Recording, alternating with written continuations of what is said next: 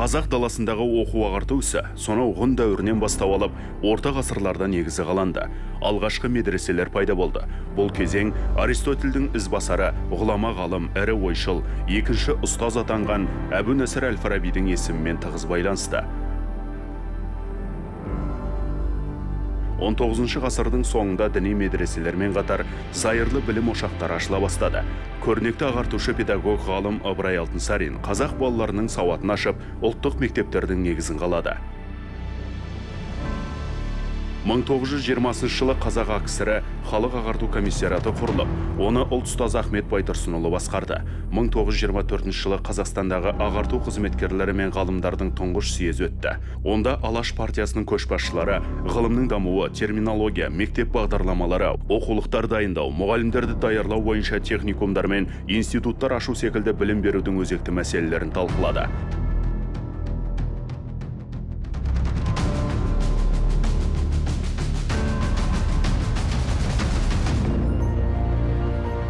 Тәуелсіздіктің таң атқалы отандық білім беру саласының тынысы ашылды. Үлкен өзгерістер енгізілді. Сақталған негізгі құндылық азаматтардың білімді де сауатты болуға ұмтылысы. Тәуелсіз Қазақстанда рухы азат, көзі ашық, көкірегі ояу ұрпақ өсіп келеді. Олар ғылым, білім, музыка, кино, спорт және басқа да салаларда табысқа жетіп, бүкіл әлемге танымал бола бастады.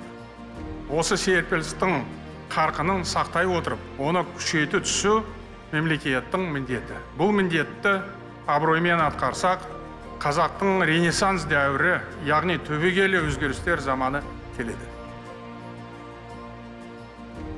Бүгінгі қоғамда білімге деген көзқарас өзгерген, тиісінше сұраныс пен талап артты.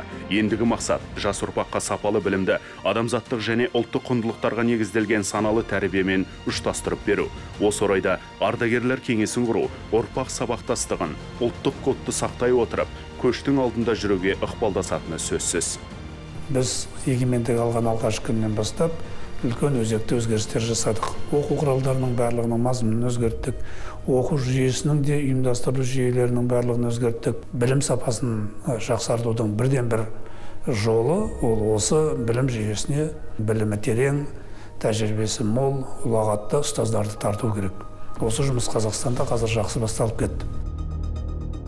Мемлекет басшысы Қасым-Жомарт Тоқаевтың бастамасымен 2019 жылы педагог мәртебесі туралы жеке заңның қабылдануы еліміздегі ұстаздар қауымының еңбек жағдайын жақсартуға ықпал етті. Соңғы 4 жылда мектеп мұғалімдерінің жалақысы 2 есе өсті. Биыл балабақша тәрбиешілерінің еңбек ақысы 30%-ға көбейді. Сондай-ақ мұғалімдерді аттестаттауға және олардың біліктілігін арттыру жүйесіне қойылатын талаптар қайта қаралуда. Әрине, ол өте керек нәрсе. Мұғалімнің беделін көтеру, бірақ енді мұғалімдер де сол беделге лайық өздерінің жауапкершілігін өте терең сезінуі керек.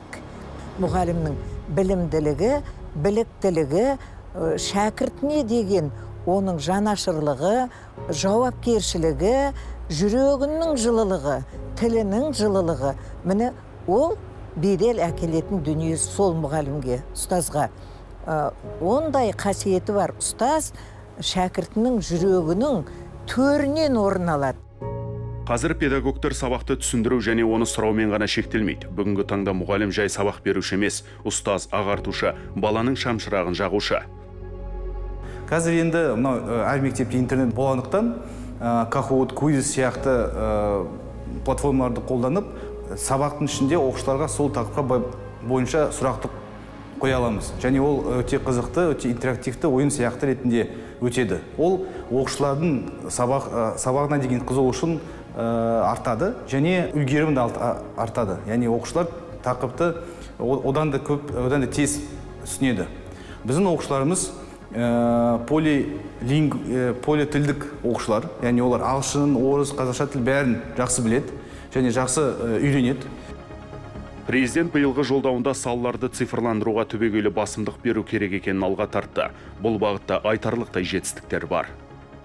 Пандемия кезінде ғылымдар пәндерінде мынандай қиыншылық болды. Біз эксперименттерді қалай көрсетеміз, қалай балаларға түсіндіреміз. Сол кезде цифрландану өте көп көмек берді. Өйткені виртуалды эксперименттерді жасады балалар. Қазіргі таңда, мысалы, Қазақстанда оқулықтардың 80% цифрланды. Бұл да өте үлкен көмек оқушылар және мұғалімдер үшін, өйткені біз ресурс деймейміз, олар дайын тұр. Айта кетейік, елімізде жалпы саны 500 мыңнан астам педагог қызмет етеді. Оның 74 мыңнан астамы педагог модератор, 81 мыңнан астамы педагог сарапшы, 71 мыңнан астамы педагог зерттеуші және 3,5 мыңы педагог шебер. Отандық білім беру жүйесіндегі көшбасшылар қатарында Абай мектептері желісі, республикалық физика-математика мектептері, 1992 жылы негізі қаланған білім инновация лицейлері, 2008 жылы ашылған Назарбаев зияткерлік мектептері дарынды балалардың бағын ашып, талабын ұштауға атсалысып келеді. Елімізде жеке білім ошақтарының да үлесі артты. Тек биыл ғана Алматы мен Астанада заманауи 2 ірі жекеменшік мектеп пайдалануға берілді. Тәуелсіздік жылдарында елімізде жалпы 2300-ге жуық мектеп салынды. Білім саласындағы инфрақұрылымды дамыту жұмыстары мемлекет қаражатымен қатар жекеменшік әріптестік негізінде де жүзеге асырылуда. Биыл апатты және 3 ауысымды мектеп мәселесін шешу үшін 154 жаңа мектеп салынуда. Өңірлердегі 260 білім ошағы күрделі жөндеуден өткізілді. Бұл бағыттағы жұмыстар мемлекет басшысының тікелей тапсырмасымен жүзеге асырылып жатқан жайлы мектеп ұлттық жобасы аясында да қолға алынды. Алдағы 2 жылда 369 мектеп пайдалануға берілмек.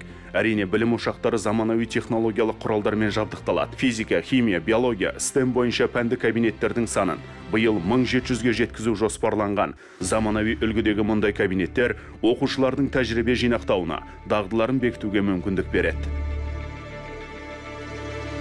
Біздің оқушылардың халықаралық олимпиадаларда үнемі топ жаратыны жаңалық емес. Ал оларды мемлекеттік қолдау, яғни балаға да, ұстазына да арнайы сыйақының тағайындалуы жас таланттарға қанат бітірді. Соңғы 25 жылда қазақстандық оқушылар әлемнің ең беделді пән олимпиадаларында 12 мыңға жуық медаль иеленді. Тек биылдың өзінде өрендеріміз халықаралық білім сайыстарынан 241 медаль жеңіп алды. Оның 25-і алтын, 75-і күміс, 141-і қола. Жеңімпаз оқушылар мен педагогтерге 500-ден 1500 айлық есептік көрсеткішке дейін сыйақы берілді. Президент жас ұрпақтың бойына біліммен қатар отаншылдықты, жасампаздықты, еңбекқорлықты сіңірудің аса маңызды екенін, ондай жастардың қатары артқанын және оларға сенім арту керегін айтып келеді. Осы орайда биыл 2023-2026 жылдарға арналған бір тұтас тәрбие бағдарламасы қабылданды. Баланың бойына біліммен қатар адамгершілік құндылықтарды сіңіру ұстаздың міндеті. Осыған орай балабақшадағы және мектептегі тәрбие ісіне бәріміз қоғам болып мән беруіміз керек. Сондай-ақ белсене атсалысуымыз қажет. Балалар арасында жалпы адамзаттық және ұлттық құндылықтарды дәріптеген абзал. Оқушылар мектеп бітіргенде ең алдымен адал азамат болып шығуы керек. Мұның бәрі де жас өрендердің саналы тәрбие, сапалы білім алулар үшін қолға алынып жатқан жұмыстар. Өйткені әр баланың алған білімі мен тәжірибесі жеке басы не отбасының ғана емес, тұтас елдің әл-ауқатына және болашағына әсер ететіні бесенеден белгілі.